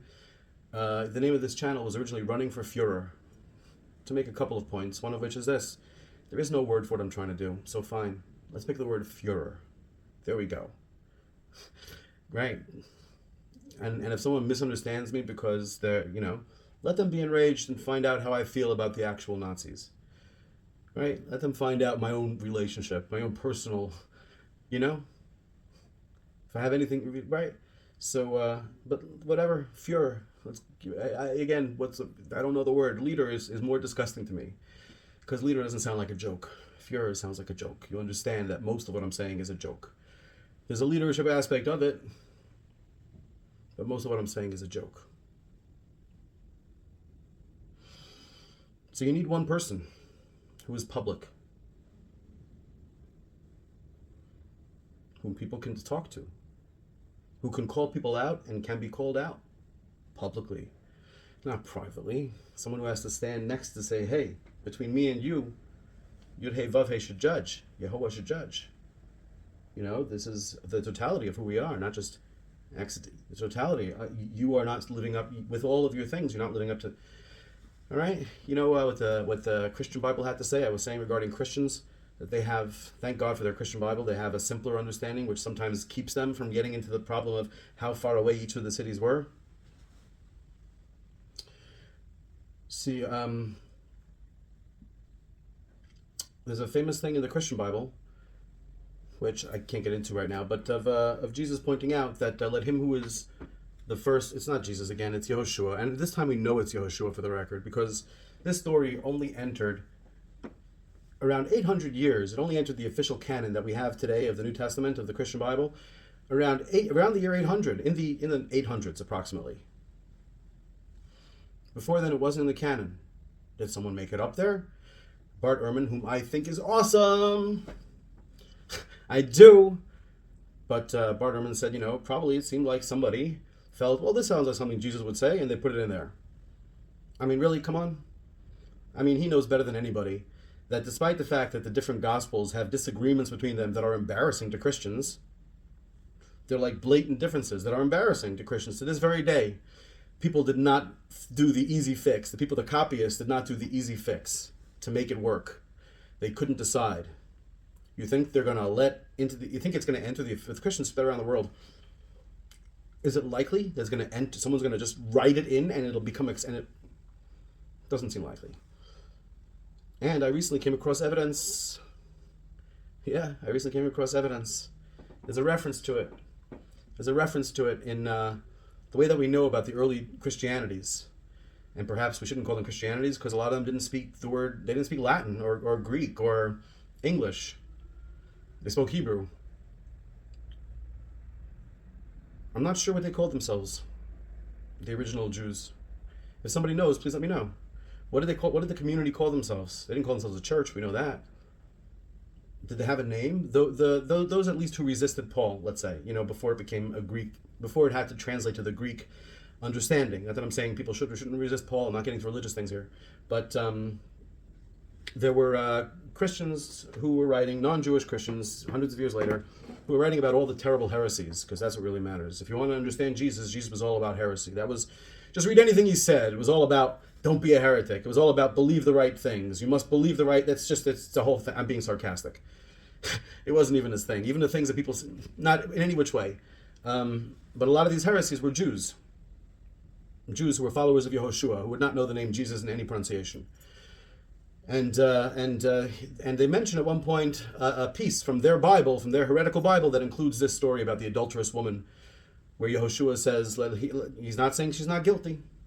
He said, fine, let he who is without sin cast the first stone. Stand up here, get in front of everybody. Make your point.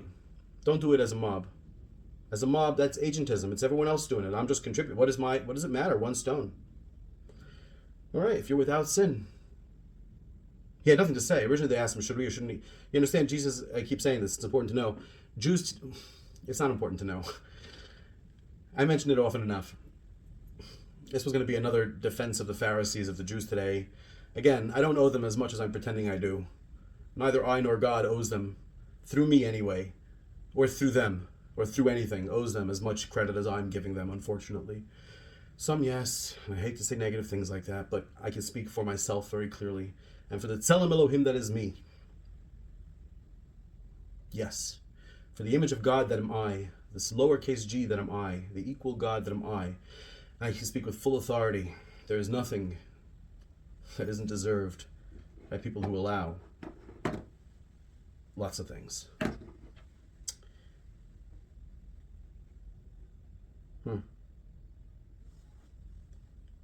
And because we're going to end under 2 hours, let's just do it right now.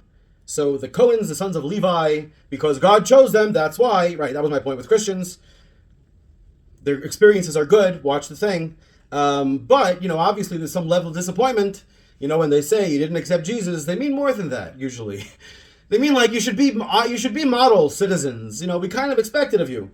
As humans, they have no right to ask that. As human to human, fuck you.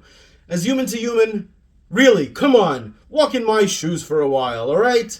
You're not me. You're a whole different kind of thing. Don't compare. Seriously, human to human, we can't judge others. Let he who is without sin cast the first stone. You really think you against this individual can be judged? Make that claim that you're better than that person. Make that claim before God, that you're before everybody, that you're better than them. Let's see if anyone stands up and speaks against you, eh? People will. Fine, let them speak one by one. Not in a line. That doesn't work either. That's still a mob. He didn't say, in the Yehoshua of Nazareth, didn't say form a line. He knew there wouldn't be anybody. And he didn't say she wasn't guilty either. When the people asked him, and again, these were common folk, when they asked him, should we kill her or not? It says in the law, Moses was supposed to kill her, and we know you're a really nice guy. Say some heresy for us. He didn't say anything. There's no reason. There's an extra bit there. It says, I promise you. This is in their Bible. I'm saying to Jews, their Bible. It says that, because hopefully Christians know it, it says that he was drawing in the sand. He was just making drawings in the sand. He was just, he didn't respond. It says he knew he didn't have the things to say. They asked him again. Now again, if this is being made up, I mentioned the Christian thing. Yeah, talking against one of these Jewish groups, he said he mentions this. Oh, of course he won't quote it for you. That might perpetuate the thing. But, fortunately for the world, along the way, there were Christians who were close to the Jews. At time, it's very rare that Jews joined Christianity of their own volition, truly of their own choice, because the concept of worshiping a human being as a god it's beyond, forget morals or whatever. It's just, what are you even talking about? You're obviously small-sizing the business. You're obviously tying the whole thing up in a few words that some guy said, or in people's imagining, or in what color he was. Like, people are concerned about the color of Jesus. Really, everybody knows that. I get people say it's necessary. I totally hear that. And Jews found their own ways to find, the sort of steps to relate to an invisible, everything sort of God. But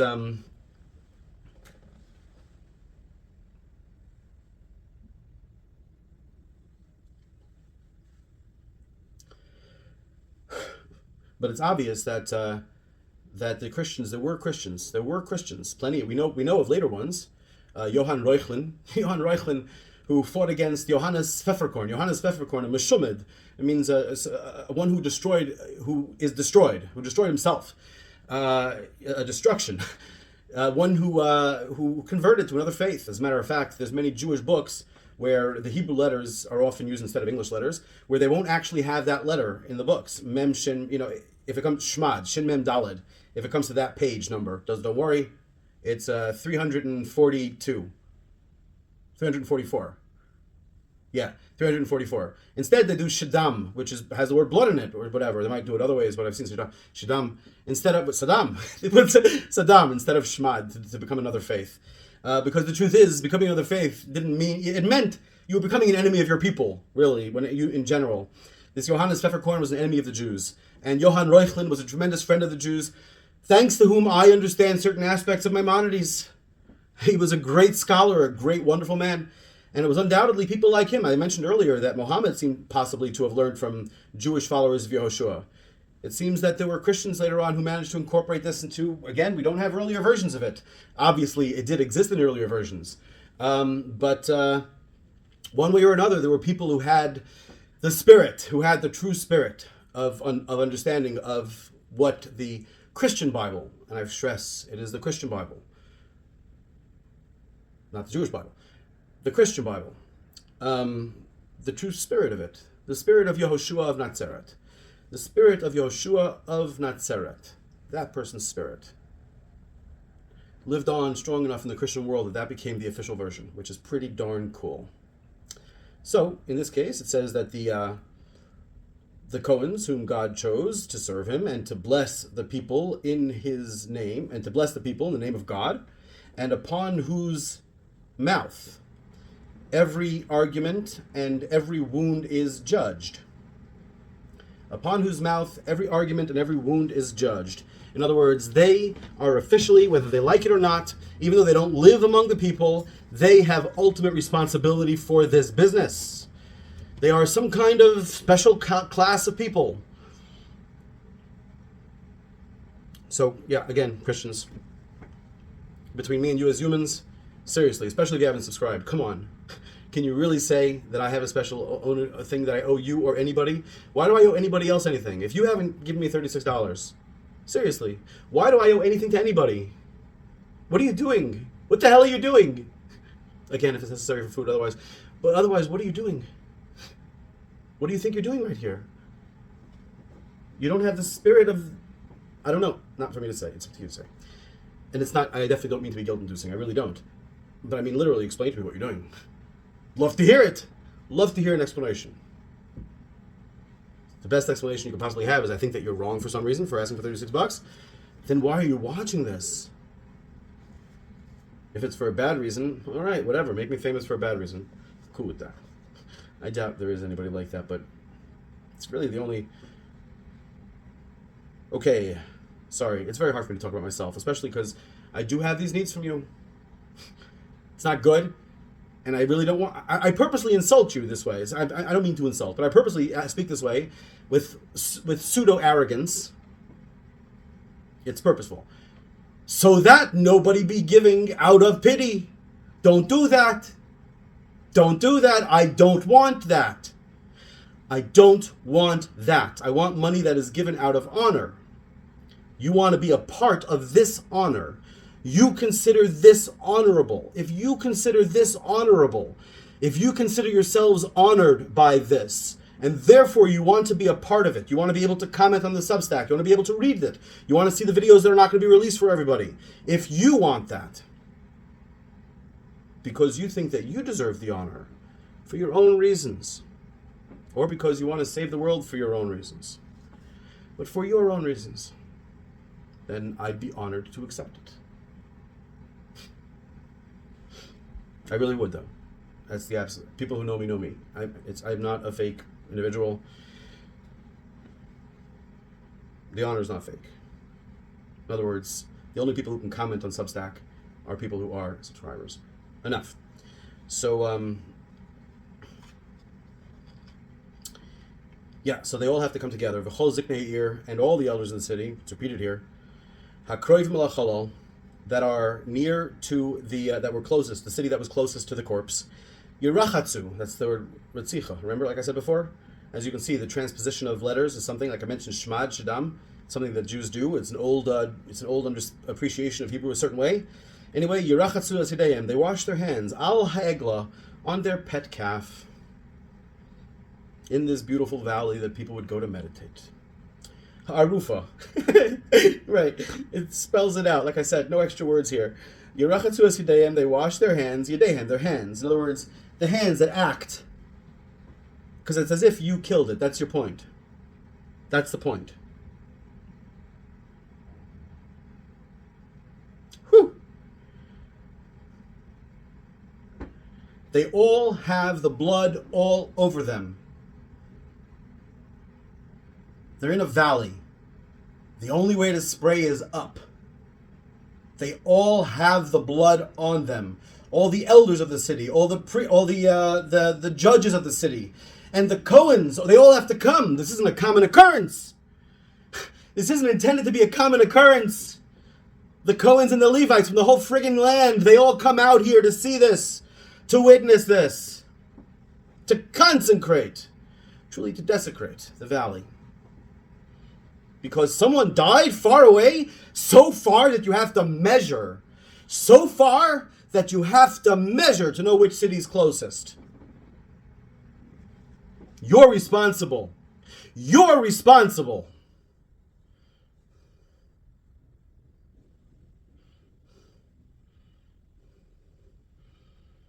And so are the Cohens and priests, because ultimately they're the ones who are supposed to answer for everything. Now you go and wash your hands over this.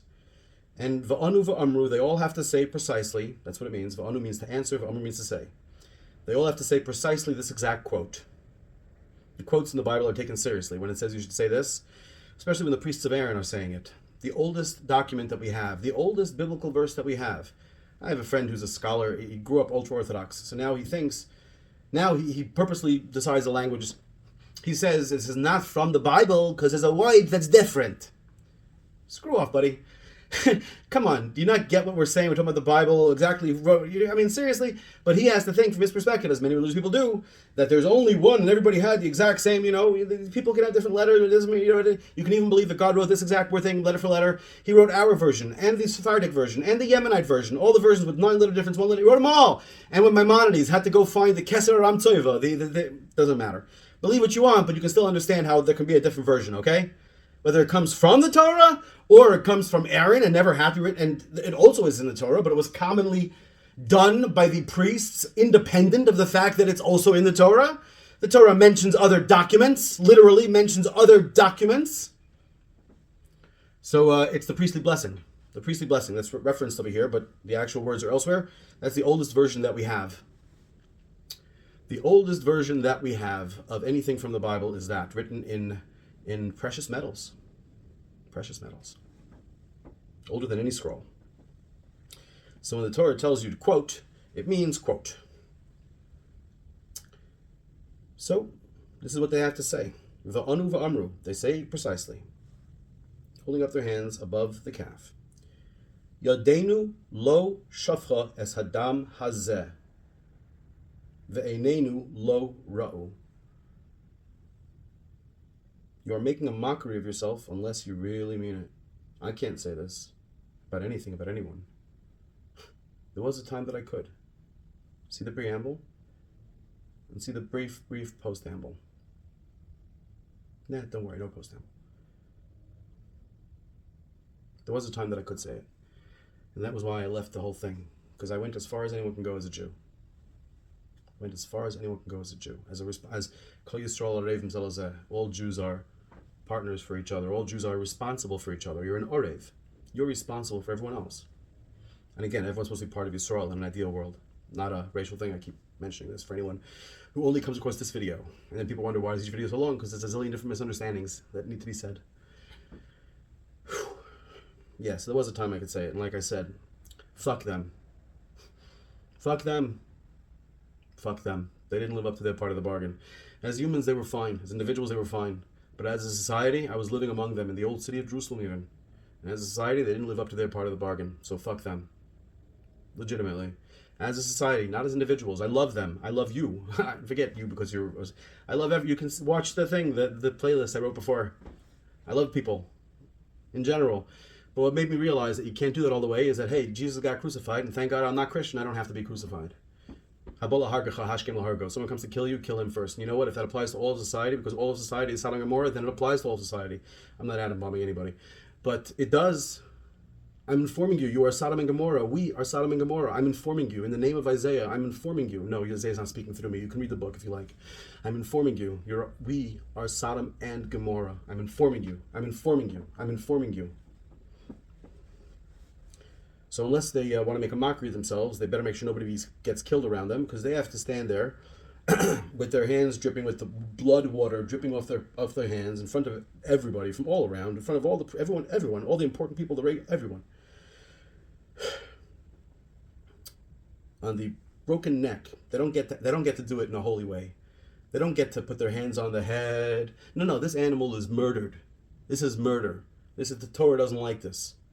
But the Torah would prefer that once in a while you do this, then that 1 out of every 5 American males ends up in handcuffs by his own police in his lifetime.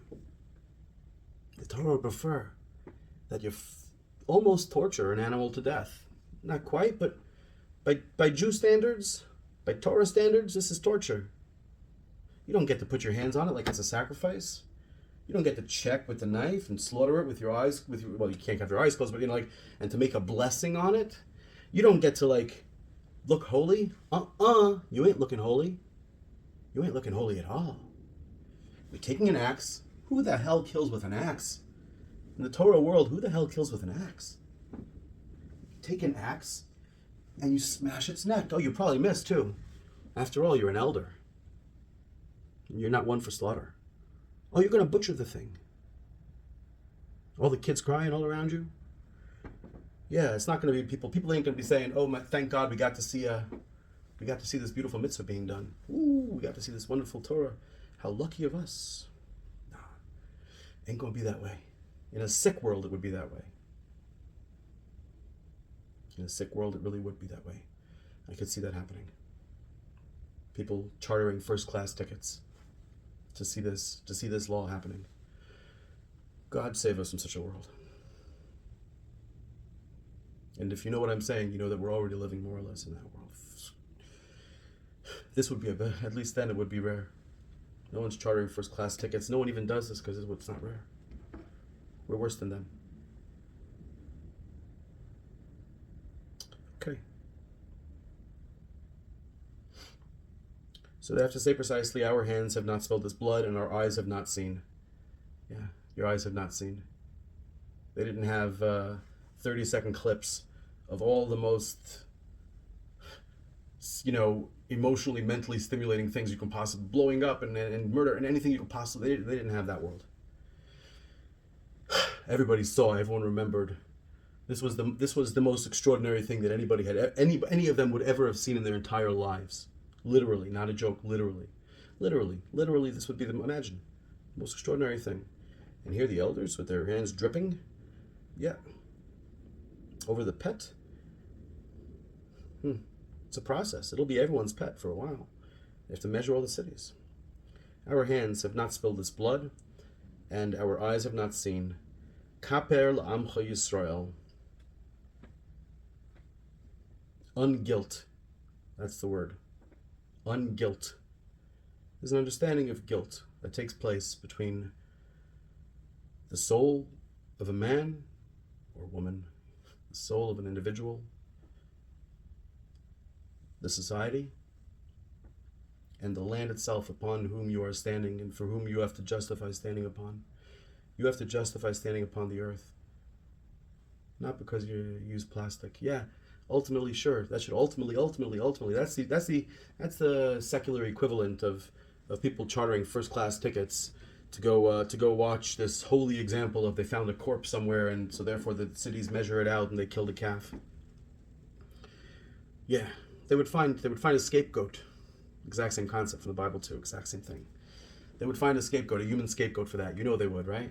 They wouldn't find the actual. It wouldn't be the Gadol Hador doing it. There wouldn't be.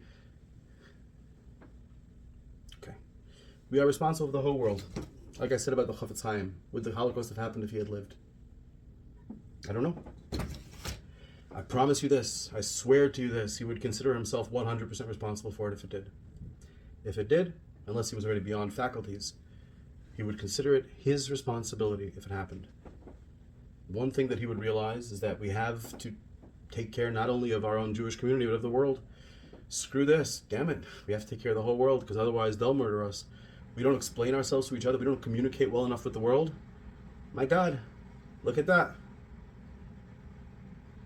Doesn't make them innocent. The German, obviously.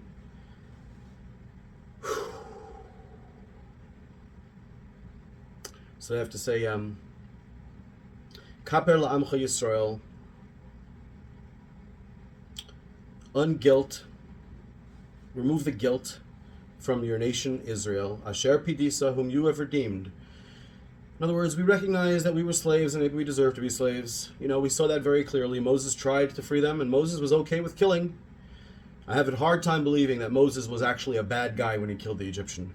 I have a confident time believing that anybody who has ever felt that they wanted someone else dead, especially if it's some theoretical person on the internet, they don't even in the news, right? But certainly if you pay taxes, whatever. I'm saying, or you yourself in your own life, I'm sure Moses could withstand that moral problem with the person that he killed long before he discovered God in the bush, in the burning bush, whatever that means. What kind of wild, the thing is not simple.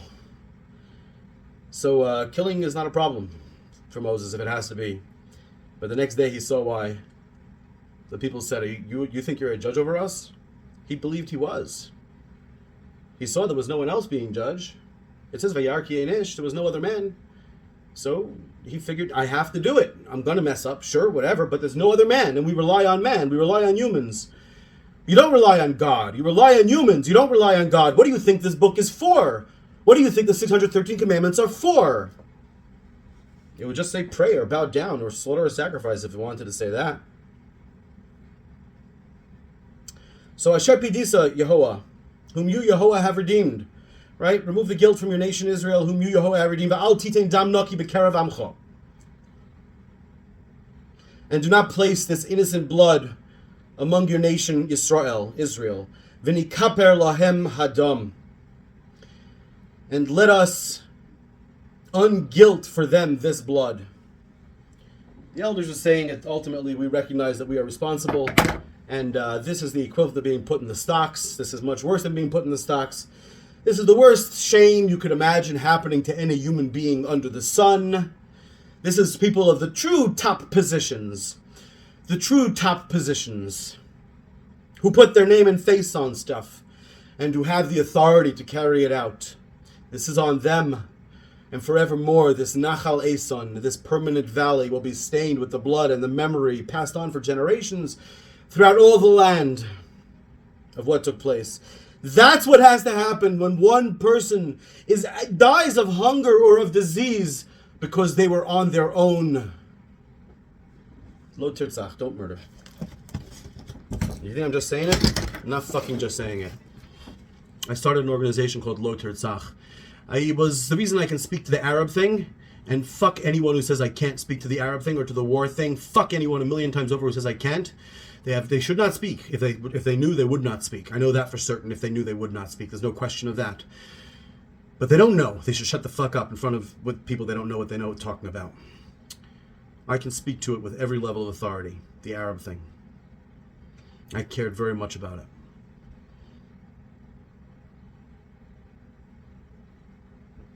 I started an organization called Lo Tirtzach that looks way beyond the Arab thing. Looks to the most boring way that people die horribly in car accidents. Car accidents. Nothing more boring. There's a car accident. People rubberneck. That's what they do. They rubberneck. You know what they're supposed to do? You're supposed to get out of your car and weep and rip your clothes and talk to everybody around you and ask, how did we go wrong? What did we do wrong? How do we fix this?